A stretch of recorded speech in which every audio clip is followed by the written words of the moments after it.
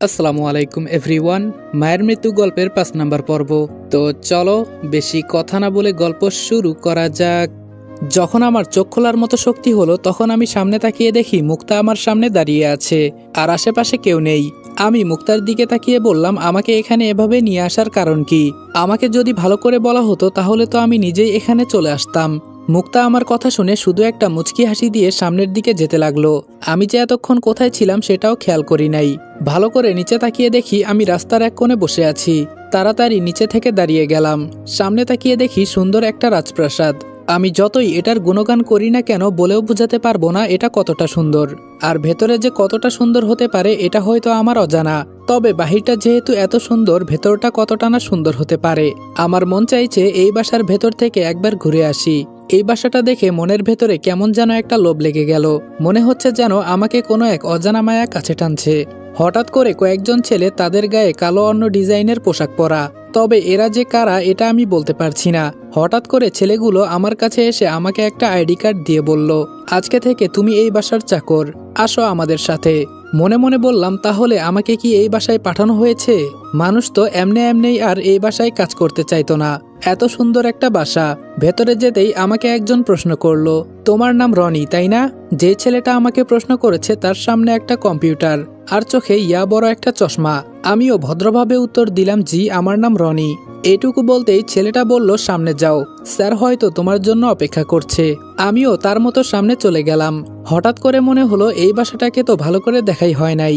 তাই বাসার চারপাশে একবার চোখ বুঝিয়ে বুঝতে পারলাম একটা মানুষের কত টাকা থাকলে এই বাসা বানানো সম্ভব। মনে হয় যত টাকা ছিল এই বাসার মালিক সব টাকা তিনি এই বাসাটা বানাতেই খরচ করেছেন। দেখে তো এটাই মনে হচ্ছে। হঠাৎ একটা আওয়াজ আসলো, কি দেখছো এভাবে তাকিয়ে? সামনে তাকিয়ে দেখি আমাকে যে কিনতে গিয়েছিল তিনি, আর যাকে নাকি এখানকার সবাই রাজা বলে ডাকে। সত্যি তিনি একদম রাজার মতোই সবকিছু ধারণ করে বসে আছে। এবার আমি মাথা নিচু করে বললাম, আসসালামু আলাইকুম স্যার। আমার উত্তর দিয়ে তিনি বললেন, তোমাকে এখানে কি জন্য আনা হয়েছে তুমি তো তা ভালো করেই জানো নাকি? আমি নম্রভদ্রভাবে উত্তর দিয়ে বললাম, জি স্যার, আমাকে এখানে নিয়ে আসা হয়েছে চাকর বলে, আর আপনি আজকে থেকে যা কিছু বলবেন আমিও তাই করব। এবার আমার কথা শুনে তিনি হেসে বলল, এখানে এক একটা কাজ করার জন্য একজন করে মানুষ বরাদ্দ থাকে। তোমার কাজ শুধু একটাই, আমার মেয়ের জন্য সকাল বিকাল এবং রাতে 3 বেলা শুধু তোমার কফি নিয়ে যেতে হবে। তোমার কাজ এতটুকুই। সারাদিন বাসার ভেতরে কি করবে না করবে সেটা তোমার ইচ্ছে। এই বাসার প্রতিটা কোনায় কোনায় সিসিটিভি ক্যামেরা লাগানো আছে।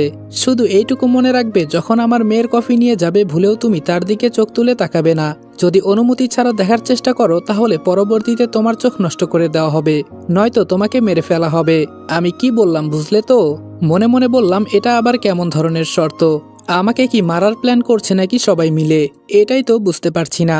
যাকে এক নজর দেখার জন্য সবাই নাকি পাগল, আর আমি তাদের বাসায় কাজ করে তাকেই বরং দেখতে পারবো না। এটা কোনো কথা? আচ্ছা, সে পরে দেখা যাবে, আগে রাজি হয়েই দেখি না। স্যার বলল, কি হলো, এত কি চিন্তা করো? নাকি তুমি এই কাজ করতে রাজি না? রাজি না হলে বলো, অন্য কাজ দেই তোমাকে। আমি তাড়াতাড়ি বলে উঠলাম, আমি রাজি স্যার। স্যার বলল, গুড। আমি যা কিছু বললাম সব অক্ষরে অক্ষরে মনে রাখবে। আর তোমার মাসিক বেতন হলো 30,000 প্লাস। যদি সবকিছু ঠিকঠাক মতো করো তাহলে সামনে মাসে আরো 10,000 করা হবে, তবে সেটা তোমার উপর। এবার আমার খুশি দেখে কে? সামান্য একটা কাজ পেলাম, তাও এত টাকা বেতন। যাক, যা হয়েছে ভালোই হয়েছে। কিন্তু পরবর্তীতে মুক্তার বাবার কথা মনে করে আমার মন আবার খারাপ হয়ে গেল। যে আমার জন্য এত কিছু করেছে তার সাথে আমি বেইমানি করব? এটা কি করে হতে পারে? এবার আমি মাথা উঁচু করে স্যারের দিকে তাকিয়ে বললাম, আপনি যা বলেছেন আর যা কিছু পরে বলবেন আমি সবকিছু মেনে চলবো। যদি আমি ভুল রাস্তায় চলি অথবা উল্টাপাল্টা কিছু করি তাহলে আপনি আমাকে সবার সামনে ঘাড় ধাক্কা দিয়ে বের করে দিবেন। আমার কথা শুনে স্যার একটা হাসি দিয়ে বলল, তোমার কথা শুনে আমি খুশি হয়েছি। এখন বলো তুমি কোন রুমে থাকতে চাও? 3 তলায় যত রুম আছে সব এখানে যারা কাজ করে তাদের জন্য। তুমি গিয়ে ইচ্ছে মতো রুম পছন্দ করে থাকতে পারো। আমি বললাম, স্যার আমার একটা আবদার ছিল। স্যার বললেন, বলো কি বলবে? আমি বললাম, না মানে আমি আগেই বলে রাখছি, যদি বেয়াদবি হয় তাহলে আমাকে মাফ করে দিবেন। আমি ছোট থেকেই বাসার ছাদ বেশি পছন্দ করি। যদি আপনাদের বাসার ছাদের রুম খালি থাকে তাহলে আমি কি সেখানে থাকতে পারি? মনে হয় আমি এই কথাটা বলেছি দেখে অপরাধ করে ফেলেছি। এই বাসার প্রত্যেকটা মানুষ আমার দিকে বড় বড় চোখে তাকিয়ে আছে। একজন তো ভয় পেয়ে আমার পাশে থেকে অন্য পাশে চলে গেল। আমার তো মাথায় ঢুকছে না আমি কি এমন বলে ফেলেছি। হঠাৎ দেখি মুক্তা সিঁড়ি দিয়ে নিচে নামছে আর আমাকে ইশারা করে বলছে যেন আমি ছাদের রুমে না যাই। ধুর, সবাই এমন করে আমার দিকে কেন তাকিয়ে আছে? এতক্ষণ তো সবকিছু নীরব ছিল, বুঝলাম না কিছুই। হঠাৎ করে সবাই আমার দিকে এমন করে তাকালো কেন? এবার স্যারের দিকে তাকিয়ে দেখি তিনিও আমার দিকে কেমন যেন একটা অন্যরকম দৃষ্টিতে তাকিয়ে আছে। মুক্তা এবার স্যারের সামনে দাঁড়িয়ে বলল, চাচা, এই ছেলেটা হয়তো বুঝতে পারে নাই কিছু, নতুন মানুষ তো, তাই হয়তো এত কিছু জানে না। আর তুমি আজকে থেকে 3 তলায় 50 নাম্বার রুমে থাকবে। আমি কি বললাম মনে থাকবে তো? যে আমি কোনো কিছু বলতে যাব তখনই স্যার বলল, তুমি কি সত্যি ছাদের রুমে থাকতে চাও? আমি এবার মুক্তার দিকে তাকালাম, ও আমাকে ইশারা করে বারবার শুধু না করছে। বুঝলাম না উপরের ছাদের রুমে কি এমন আছে। সবাই কি বলবে বলুক, সুযোগ যেহেতু পেয়েছি সেটা তো আর কোনোভাবে হাতছাড়া করা যাবে না। এবার আমি বললাম, জি, আমি উপরের ছাদের রুমে থাকতে রাজি আছি। এবার মুক্তার মুখটা ভয়ে কেমন জানি হয়ে যাচ্ছে। মুক্তার কপাল থেকে ঘামের ফোঁটা ফোঁটা জল পড়ছে। আমারও কেমন জানি একটা আগ্রহ লাগলো, এই ছাদের রুমে কি এমন আছে যার কারণে সবাই এমন করছে। এবার স্যার সবাইকে সবার কাজে যেতে বলে আমাকে বলল, ঠিক আছে, তোমার যেহেতু ছাদের রুম পছন্দ তাহলে তুমি সেখানেই থাকবে আজকে থেকে। আর রফিক মিয়া কোথায় তুমি? এটা বলতেই একজন মুরব্বী এসে বলল, জি স্যার। আমাকে উদ্দেশ্য করে স্যার বলল, তোমার যা কিছু প্রয়োজন হয় সব উনাকে বলবে, উনি তোমার সবকিছু এনে দিবে। আর কখনো এই বাসার বাহিরে যাওয়ার চেষ্টা করবে না। এখন তুমি তোমার রুমে চলে যাও, আগামীকাল থেকে তোমার ডিউটি শুরু। একবার মুক্তার দিকে তাকিয়ে উপরে যেতে লাগলাম, তবে মুক্তা আমাকে যেন কি একটা ইশারা করছে, যেটা আমি বুঝতে পারছি না। যেই সিঁড়ি বেয়ে উপরে উঠতে যাব তখন পেছন থেকে স্যার বলল, অনেকদিন ধরে এই রুমে কেউ থাকে না, তুমি আগে রুমটাকে ভালো করে পরিষ্কার করে নিও, কেমন? আমি শুধু মাথা ঝাঁকিয়ে বললাম, ঠিক আছে। হঠাৎ মোবাইলে আর একটা মেসেজ আসলো, খুব সুন্দর করে লেখা আছে, তোমাকে অনেক কষ্ট করে আমি বাঁচিয়েছিলাম, কিন্তু তুমি নিজের মরণ নিজেই ডেকে আনলে। যাক, তোমার যেহেতু ছাদের রুম পছন্দ এজন্য কিছুই বলবো না, তবে আমার কাজটা আগে করে দিও। আমার মেয়ে তোমাকে সবকিছু বুঝিয়ে দিবে কিভাবে কি করতে হয়। আর সাবধানে থেকো, মৃত্যু তোমার চারপাশে ঘুরছে, নিস্তব্ধ অন্ধকার, চারিপাশে কোনো আলো নেই। মধ্যরাতে তুমি একা দাঁড়িয়ে আছো, তোমার চারপাশে কালো অন্যরকম এক ছায়া। যদি বাঁচতে পারো তো মৃত্যু, আর যদি মরতে পারো তো নতুন করে আবার জীবন পাবে। ভালো থেকো, আর মৃত্যু থেকে বাঁচিও না, বরং বাঁচা থেকে মরো। মেসেজটা পড়ে কেমন জানি আমার গায়ের লোমগুলো দাঁড়িয়ে গেল। কি সব লিখলো মেসেজে, কেমন জানি ভয় পেয়ে গেলাম। মৃত্যু থেকে বাঁচবো না, বরং বাঁচা থেকে মরবো, এটা আবার কেমন কথা? নাকি আমার সাথে মজা করছে? হঠাৎ করেই কেউ একজন বলল, কি ব্যাপার ভাইয়া, এখানে দাঁড়িয়ে আছেন যে, উপরে যাবেন না? সামনে তাকিয়ে দেখি আমার বয়সী একটা ছেলে। আমি ছেলেটাকে প্রশ্ন করলাম, তুমি কি এই বাসার? ছেলেটা আমাকে থামিয়ে বলল, আমি এই বাসার চাকর, আমার কাজ হলো টেবিলে খাবার দেওয়া, শুধু এইটুকুই। শুনলাম আপনি নাকি উপরের ছাদের রুমে থাকতে চান। আমি বললাম, কেন?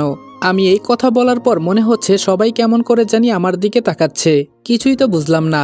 আচ্ছা, তোমার কি এই সম্পর্কে কিছু জানা আছে নাকি? ছেলেটা হাসি দিয়ে বলল, অনেক কিছুই জানি, যা অনেকেই জানে না, কয়েকদিন থাকো নিজেই বুঝতে পারবে। বাই দ্য ওয়ে, আমার নাম সুমন, তুমি? আমি ছেলেটার সাথে হাত মিলিয়ে বললাম, আমি রনি। এবার সুমন বলল, আমাকে এখন গিয়ে টেবিল মুছতে হবে, তুমি যাও, কেমন? আর এখানে কোনো রকম উল্টাপাল্টা কাজ করবে না, একজন কিন্তু সিসি ক্যামেরায় সবকিছু দেখছে। গুড লাক, বাঁচা থেকে মরো। এই বলে ছেলেটা নিচে নেমে গেল। সবাই এসব কি বলছে, যেখানে সবাই বাঁচতে চায়, আর এরা সবাই বলছে বাঁচা থেকে মরো। কি শুরু করলো সবাই? সবকিছু চিন্তা ভাবনা বাদ দিয়ে ছাদে উঠে গেলাম। ওই তো এক কোনায় একটা রুম, তবে আমার কাছে মনে হলো আমি ছাদে উঠাই যেন হঠাৎ করে সবকিছু পরিবর্তন হয়ে গেল। আমার মনে হলো এখানে কিছু একটা ছিল এতক্ষণ, কিন্তু আমি আসাতে চলে গেল। কিন্তু কোথায় গেল? ধুর, আমিও না কি সব উল্টাপাল্টা চিন্তা করছি। তবে উপরে আকাশটা একদমই পরিষ্কার, মনে হচ্ছে যেন এই উপরের আকাশটা আমি এর আগে কখনো দেখি নাই। কেমন যেন নিস্তেজ একটা পরিবেশ তৈরি হয়েছে এখানে। ভাবলাম আগে রুমটা পরিষ্কার করে ওই মুরব্বী চাচাকে দিয়ে আমার যা কিছু প্রয়োজন আছে তা আনিয়ে নিব। যত সামনে যাচ্ছি ততই যেন আমাকে কে জানি বলছে, এখানে তুমি যাবে না, খুব বিপদ হবে, তুমি আটকে যাবে এখানে। মনে হচ্ছে যেন আজকাল আমি কানেও ভুলভাল শুনি। যেই রুমের দরজা ধাক্কা দিব তখনই কেমন যেন জোরে একটা আওয়াজ এলো। আমি সেদিকে খেয়াল না করে দরজা খুলে দিলাম, আর তখনই কেমন যেন গরম একটা আবহাওয়া বয়ে গেল। মনে হলো যেন কিছুক্ষণের জন্য আমার শরীর জ্বলে যাচ্ছে, এতটা পরিমাণ গরম আবহাওয়া।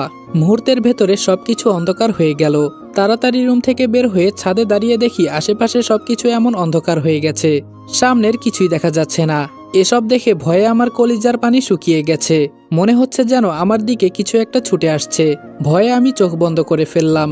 যখন চোখ মেলে তাকালাম তখন তাকিয়ে দেখি সবকিছু একদম নীরব হয়ে গেছে। পরিবেশ আগের থেকে আরো অনেকটাই স্বাভাবিক হয়ে গেছে। কপালে হাত দিয়ে দেখি আমার কপাল থেকে ঘামের বিন্দু বিন্দু ফোঁটা পড়ছে।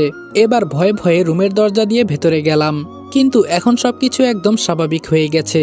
রুমের চারপাশে কিছু ময়লা জমে আছে। অনেকদিন এখানে কেউ থাকে না, এজন্য হয়তো ময়লা জমে আছে। তবে আমার একটা বিষয় মাথায় ঢুকছে না, একটু আগে এসব কি হলো, আবার মুহূর্তের ভেতরে সবকিছু ঠিক হয়ে গেল। এটা আবার কি হচ্ছে আমার সাথে? দূর, এসব ফালতু চিন্তা ভাবনা বাদ দিয়ে রুমটা পরিষ্কার করে নেই। যা হওয়ার তা তো হয়েই গেছে। বিশেষ করে আমার ছাদের রুম এজন্য পছন্দ, কারণ যখন ইচ্ছা তখন ছাদে যাওয়া যাবে। মন খারাপ হলে নিচে তাকিয়ে থাকলে আস্তে আস্তে সব ঠিক হয়ে যায়। এজন্য আমার ছাদের রুম বেশি একটা পছন্দ। অনেকক্ষণ হলো রুমটা সম্পূর্ণভাবে পরিষ্কার করলাম, কিন্তু রুমে একপাশে যে একটা বই পড়ে আছে সেটাও আমার নজরে পড়ে নাই। বইটা হাতে নিয়ে গুছিয়ে রেখে দিলাম, সময় হলে দেখব। হঠাৎ বাহির থেকে কে জানি ডেকে বলল, বাবা তুমি কি ভেতরে আছো নাকি কোথাও গেছো? আমি রুম থেকে বের হয়ে দেখি স্যার যাকে বলেছিল যদি আমার কিছু লাগে তাকে বললেই এনে দিবে, তিনি দাঁড়িয়ে আছে। কিন্তু তিনি ভয়ে কেমন জানি কাঁপাকাঁপি করছে। আমি বুঝলাম না এমন করছে কেন। আমি এবার বললাম, কি ব্যাপার চাচা মিয়া, আপনি এভাবে কাঁপছেন কেন? আমার কথা শুনে তিনি রেগে উত্তর দিল, তোমার কি কি লাগবে আমাকে তাই বলো, আমার এত সময় নেই এখানে দাঁড়িয়ে থাকার। কি জানি ভাই কে এই লোক, কেমন যেন অভদ্রভাবে আমার সাথে আচরণ করছে। তাই আর কথা না বাড়িয়ে সংক্ষিপ্তভাবে আমার যা কিছু লাগে সুন্দর করে বুঝিয়ে দিলাম। তিনি আমার কথা শুনে বলল, আজকের ভেতরে সবকিছু পেয়ে যাবে, চিন্তা করো না, এখন আমি আসি। এই বলে তিনি এক মুহূর্তও দাঁড়ায় নাই, চোখের পলক পড়ার আগেই চলে গেল। হঠাৎ বিল্ডিং এর কোনায় নজর পড়ল, তাকিয়ে দেখি ছোট্ট একটা সিসি ক্যামেরা। হয়তো আমার উপর নজরদারি করার জন্য এটা লাগিয়েছে। আমি চুপচাপ রুমের ভেতরে চলে গেলাম। অনেকক্ষণ পর আমার বলা সবকিছু নিয়ে আসলো, কিন্তু এখানে একটা জিনিস কি, আমাকে নিচে যেতে হয় না খাবার খাওয়ার জন্য। একটা মহিলা এসে আমাকে খাবার দিয়ে যায়, তবে তিনি রুমের ভেতরে ঢুকে না, বাহির থেকেই দিয়ে যায়। আরে আমার কি, আমি কেন এসব চিন্তা করে নিজের সময় নষ্ট করছি? রাতে এক ঘুম দিলাম, একেবারে সকালে আমার ঘুম ভাঙলো। তাড়াতাড়ি রেডি হয়ে নিচে চলে গেলাম। নিচে যেতেই এই বাসায় যারা কাজ করে সবাই কেমন যেন অদ্ভুত দৃষ্টিতে আমার দিকে তাকিয়ে আছে। কাজের ছেলে সুমন বলল, তাহলে আপনি মিয়া বেঁচে আছেন? আমি হাসি দিয়ে বললাম, কেন, তুমি কি চাইতে আমি মারা যাই? ছেলেটা আমার কথা শুনে একটা হাসি দিয়ে বলল, আরে না, কি যে বলেন, এখন 2 তলায় 1 নম্বর রুমে গিয়ে একটা পোশাক পরে আসো, এটাই আমাদের এখানকার ড্রেস। তুমি উপরে গেলেই ড্রেস দিয়ে দিবে। আর ম্যাডাম কিন্তু 10টায় ঘুম থেকে উঠে, সেই পর্যন্ত তোমাকে কফির মগ হাতে নিয়ে দাঁড়িয়ে থাকতে হবে। ম্যাম দরজা খুলে কফি না পেলে সবকিছু শেষ করে ফেলবে, এখন জলদি করো। আমি আর না দাঁড়িয়ে উপরের রুমে চলে গেলাম, গিয়ে ড্রেসটা পরে নিলাম। নিচে গিয়ে কফির মগটা হাতে নিয়ে ম্যামের রুমের সামনে চলে গেলাম। দরজার কাছে গিয়ে মাথা নিচু করে দাঁড়িয়ে আছি। যদি দেখে যে আমি মাথা উঁচু করে দাঁড়িয়ে আছি তাহলে আজকে আমি শেষ। আবার আজকে প্রথম দিন। হঠাৎ দেখি আমার পাশ দিয়ে স্যার গেল। তিনি আমাকে দেখে মুচকি একটা হাসি দিয়ে বলল, গুড, প্রথম দিনেই ভালো কাজ করছো। তোমার কাজ দেখে আমার খুব ভালো লাগলো। সেই সাথে তুমি আমার প্রতিটা কথাই মেনে চলছো, অবশ্যই পারবে তুমি। এই বলে তিনিও সামনে চলে গেলেন। 8টা থেকে যে দাঁড়িয়ে আছি, এখন বাজে 10টার কাছাকাছি, তাও দরজা খুলছে না। এত জমিদারি আমি আমার বাপ জন্মেও দেখি নাই। অবশ্য বিশ্বসুন্দরী বলে কথা, জমিদারি তো থাকবেই। কিন্তু এইদিকে যে কফি ঠান্ডা হয়ে পানি হয়ে গেছে, এটা কি চেঞ্জ করে আনবো নাকি এভাবেই থাকবে? ধুর, আমার কি, আমাকে যা বলা হয়েছে আমি তাই করি। যদি বেশি কিছু বলে আমি বলবো আমাকে এত কিছু বলে নাই। হঠাৎ দরজা খোলার আওয়াজ শুনলাম। এবার আমি খুব সুন্দরভাবে দাঁড়িয়ে মাথা একেবারে নিচু করে কফির মগটা সামনে ধরলাম। শুধু দরজা খোলার শব্দ শুনলাম, তবে এখনো আমার হাত থেকে কফির মগটা নিচ্ছে না। কি বলবো ভাই, মেয়েটার শরীর থেকে এমন একটা সুগন্ধি আসছে যেটা আমি আজ পর্যন্ত কারো শরীর থেকে পাই নাই। আমার মনেও হয় না কেউ আজকে পর্যন্ত এইরকম সুঘ্রাণ বানাতে পেরেছে। এত মিষ্টি মাতাল করা একটা ঘ্রাণ আসছে মেয়েটার শরীর থেকে, মনে হচ্ছে যেন এই ঘ্রাণ আমাকে পাগল করে দিবে। কিছুক্ষণের জন্য আমি বোধহয় জ্ঞান হারিয়ে ফেললাম। মেয়েটা আমার হাত থেকে কফির মগটা নিতেই আমার হুঁশ ফিরল। তাড়াতাড়ি নিজেকে ঠিক রেখে রুমের সামনে থেকে সরে গেলাম, আর মেয়েটাও দরজা বন্ধ করে দিল। যে মেয়েটাকে না দেখেই আমার অবস্থা এতটা পরিমাণে খারাপ হয়ে গেল, তাকে যদি একবার দেখি তাহলে আমি কি নিজেকে ঠিক রাখতে পারবো? না জানি কতটা সুন্দর হবে এই মেয়ে। আচ্ছা, মেয়েটার চুল তো অনেক বড় হবে তাই না? আমার আবার বড় চুলওয়ালি মেয়ে খুব পছন্দ। আচ্ছা, আমি কি ওকে একবার দেখতে পারবো নাকি পারবো না? হ্যাঁ, অবশ্যই পারবো। তবে আমাকে আগে সেই পথে যেতে হবে। আস্তে আস্তে হেঁটে নিচে যেতেই স্যার আমার সামনে দাঁড়িয়ে বলল, আমি জানি তুমি পারবে। আমার তোমার উপর সম্পূর্ণ বিশ্বাস ছিল। যদি এভাবেই থাকতে পারো তাহলে আমি তোমাকে অবশ্যই অনেক বড় একটা সারপ্রাইজ দিব। তোমার এই কাজ অনেকেই নিয়েছিল, কিন্তু আজকে পর্যন্ত কেউ বাঁচতে পারে নাই। থাক, আস্তে আস্তে সব বুঝতে পারবে। তোমার কাজ শুধু 3 বেলা আমার মেয়েকে কফি দেওয়া, আর কিছু না। এখন চাইলে তুমি যা ইচ্ছা তাই করতে পারো, তবে মনে রেখো রুমের বাহিরে কখনো যাওয়ার চেষ্টা করবে না। এখন যাও, বাসাটা ঘুরে দেখো, আমার কিছু কাজ আছে। এই বলে তিনিও চলে গেলেন। আমি বাসার আশেপাশে সবকিছু ঘুরে ঘুরে দেখছি। হঠাৎ একটা মেয়ে এসে বলল, ভাইয়া আপনি কি ম্যামকে কফি দেন? আমি মাথা ঝাঁকি দিয়ে বললাম, তুমি কে? তোমাকে তো চিনলাম না। মেয়েটা এবার আমার দিকে তাকিয়ে বলল, আমি এখানকার রান্না বান্না করি। তবে আপনি কিন্তু। এই মুহূর্তে সুমন এসে বলল, আরে রনি ভাই আপনি, চলেন সামনে যাই। মেয়েটা সুমনকে দেখে মুখটা কেমন করে চলে গেল। আমি সুমনের সাথে হাঁটতে হাঁটতে সামনে যেতে লাগলাম। হঠাৎ সুমন আমাকে প্রশ্ন করলো, আপনি যে বেঁচে আসবেন আমি কখনো এটা আশা করি নাই। রাতভর আমি আপনার জন্য অনেক চিন্তা করেছি, যেন আপনি বেঁচে থাকেন। যাক, অবশেষে আপনি বেঁচে গেলেন, এজন্য আমি খুব খুশি হয়েছি। আমি জায়গায় দাঁড়িয়ে সুমনকে প্রশ্ন করলাম, যখন ছাদের রুমে দরজা খুললাম তখন সবকিছু যেন কেমন হয়ে গেল। মনে হলো যেন কেউ আমার আশেপাশে আছে। আবার তুমি বলছো আমি বেঁচে আছি। আমাকে দেখে সবাই কেমন জানি আর চোখে তাকিয়ে আছে। বিষয়টা কি বলো তো? সুমন এবার হাসি দিয়ে বলল, আমি আপনাকে সবকিছুই বলতাম, কিন্তু সেই সময় এখনো আসে নাই। বলবো কোনো একদিন, যদি আপনি সেই পর্যন্ত বেঁচে থাকেন। আচ্ছা, এখন এসব বাদ দেন। এখন বলেন কি জন্য এখানে আসতে গেলেন? আমি বললাম, কেন, আমাকে টাকা দেওয়া হবে বেশি। তাছাড়া এটা বিশ্বসুন্দরীর বাড়ি, এখানে থাকা তো আমার ভাগ্যের ব্যাপার। আমার কথা শুনে সুমন কেমন জানি চোখের পানি ছেড়ে মায়াবী দৃষ্টিতে আমার দিকে তাকিয়ে থাকলো। চোখের পানি মুছে বলল, আমাকে এখন যেতে হবে। আর সবকিছু সবাইকে বলতে নেই, কিছু কিছু কথা গোপন রাখতে হয়। আর সবকিছু আপনি ধীরে ধীরে জানতে পারবেন। 10 বছর থেকে আজকে পর্যন্ত বাহিরের আলো বাতাস দেখি নাই। সুমন আমাকে ক্যামেরায় ইশারা করে দেখিয়ে বলল, সবকিছু বলতে চাইলেও একটা বাধা আছে। আসি, ভালো থাকবেন, আমাদের তো দেখা হবেই সব সময়। এই বলে ছেলেটা চলে গেল। আমি দাঁড়িয়ে দাঁড়িয়ে চিন্তা করছি, সুমন কেমন যেন রহস্যময় কথাবার্তা বলছে। আবার বলছে ও নাকি 10 বছর ধরে বাহিরের আলো বাতাস দেখতে পারে না। আসলে এই বাসায় কি আছে, আর কেন সবাই এমন অদ্ভুত আচরণ করে আমাকে দেখে? সবকিছু আমাকে খুঁজে বের করতে হবে। রাত পর্যন্ত ঠিকমতো ডিউটি করে ছাদের রুমে চলে গেলাম, কিন্তু আজকে 1 সেকেন্ডের জন্য মুক্তাকে দেখি নাই। ও কোথায় থাকে সারাদিন এটাই তো বুঝতে পারছি না। ঘড়ির দিকে তাকিয়ে দেখি এখন বাজে রাত প্রায় 10টা। ছাদের এক কোনায় দাঁড়িয়ে নিচে তাকিয়ে আছি। এই বাসার আশেপাশে কোনো ঘরবাড়ি এমনকি কোনো আলো হয়তো নেই। সবকিছু কেমন যেন অন্ধকার। আমার কাছে এই বাসাটা রহস্যময় মনে হয়। হঠাৎ কেউ বলে উঠল, কি মিস্টার রনি? পেছনে তাকিয়ে দেখি মুক্তা চলে আসছে। মুক্তার দিকে তাকিয়ে বললাম, আরে মুক্তা তুমি? মুক্তা হাসি দিয়ে বলল, আমি। তো বলো কেমন কাজ কাম করলে আজকে? আমি বললাম, এই তো ভালোই, কিন্তু আজকে সারাদিন তোমাকে যে দেখি নাই। মুক্তা হাসি দিয়ে বলল, দেখবে কিভাবে, আমি এক জায়গায় একটা কাজে গিয়েছিলাম। আমি বললাম, বুঝলাম। তা এত রাতে তুমি ছাদে আসলে যে? মুক্তা বলল, আমি জানতাম তুমি এই সময়ে ছাদে থাকবে, তাই এখানে আসলাম। আমি বললাম, ছাদে রুম নিয়েছি বলে সব সময় যে ছাদেই থাকবো এটা তেমন কোনো কথা না। মুক্তা এবার আমার দিকে তাকিয়ে আমার পাশে দাঁড়িয়ে এক এক করে বলতে লাগলো, আমি সারাদিন কি কি করেছি, কোথায় কোথায় ছিলাম, সবকিছুই বলে দিল। সব শুনে আমার মনের ভেতরে কেমন যেন একটা ভয় জেগে গেল। মুক্তা এত কিছু কেমন করে জানে? না, আমাকে আরো সাবধান হতে হবে। মুক্তা সব সময় আমার উপর নজর রাখছে, এটা আমি বুঝতে পারছি। এবার আমি মুক্তার থেকে একটু দূরে গিয়ে বললাম, সবকিছুর একটা সীমা থাকা দরকার। আমি কি করছি না করছি এটা তোমার দেখা ঠিক নয়।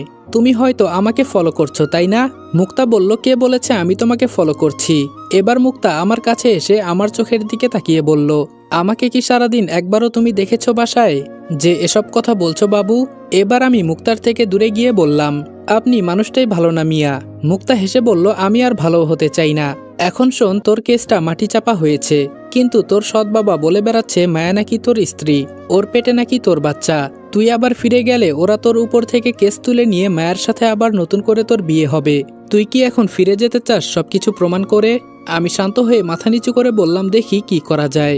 তবে মুক্তা, আমি তোমার কাছে কিছুই চাইবো না। আমার আম্মুকে যে ওরা মেরে ফেলেছে এর একটা প্রমাণ আমার কাছে কি এনে দিতে পারবে? আর কিছুই লাগবে না আমার, ওদের আমি ছাড়বো না। মুক্তা আমার থেকে কিছুটা দূরে গিয়ে বলল, আমি একটা শর্ত দিব, যদি রাজি থাকো তাহলে দেখতে পারি। আমিও সুন্দর মনে বলে দিলাম, ঠিক আছে বলো। কিন্তু মুক্তা হঠাৎ করে আমাকে ছাদে থেকে ধাক্কা দিয়ে আসসালামু আলাইকুম এভরিওয়ান। মায়ের মৃত্যু গল্পের 5 নাম্বার পর্ব এখানেই শেষ করলাম। ভিডিওটা ভালো লাগলে লাইক এবং কমেন্ট করে দিও, আর চ্যানেলে নতুন হলে সাবস্ক্রাইব করতে ভুলবে না। আর হ্যাঁ, গল্পের পরবর্তী পার্টগুলা 20 মিনিটের উপরে দেখতে চাইলে এই ভিডিওতে 5000 লাইক এবং 1000 কমেন্ট কমপ্লিট করে দাও। যদি এই ভিডিওতে 5000 লাইক এবং 1000 কমেন্ট কমপ্লিট করে দাও তাহলে পরবর্তী ভিডিওগুলাও 20 মিনিটের উপরে করার চেষ্টা করব। আর তোমরা যারা এতিম ছেলের জীবন গল্পটি দেখতে চাও তারা আমাদের second channel Sajid always on ফায়ারে চলে যাও। তো দেখা হচ্ছে নেক্সট ভিডিওতে। ততক্ষণ ভালো থাকবা, সুস্থ থাকবা। আল্লাহ হাফেজ।